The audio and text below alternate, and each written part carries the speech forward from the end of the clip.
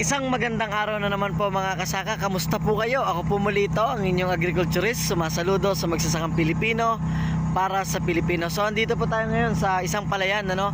At gusto ko pong ipakita sa inyo na yung kanilang pilapil dito ay tinubuan na ng damo at sobrang lalago na.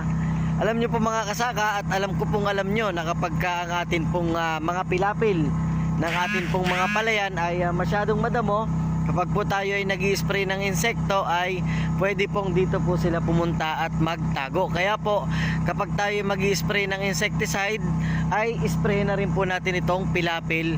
Pero syempre ang pinaka-the best ay mas maganda po i-maintain natin na laging malinis ang atin pong pilapil. Lagi po natin siyang sprayan ng herbicide. Pwede po tayong gumamit ng glyphosate herbicide. Meron po tayo dyan yung atin pong Pyro na produkto ng Ezertec Corporation.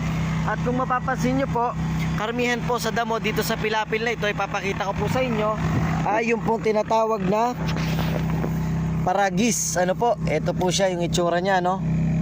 Ito po kasing paragis ay isa po ito sa mga mahirap patayin, ano po. Minsan po may mga glyphosate na hindi po ito kayang patayin. So ang inirekomenda ko po, halimbawa po ay gusto nyong patayin ito pong paragis, marami po ito dito sa inyong gilid ng palayan o kaya sa mga taniman ng mga gulay or kung ano man.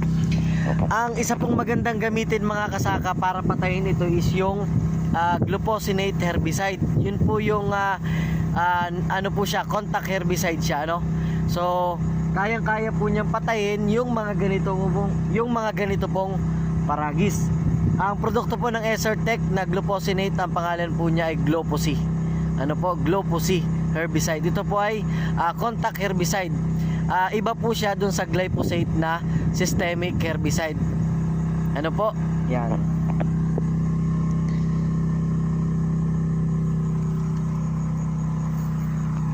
At syempre mga kasaka, bukod sa ito po ay pwedeng taguan ng insekto, ay possible din po ito ay taguan po ng mga daga.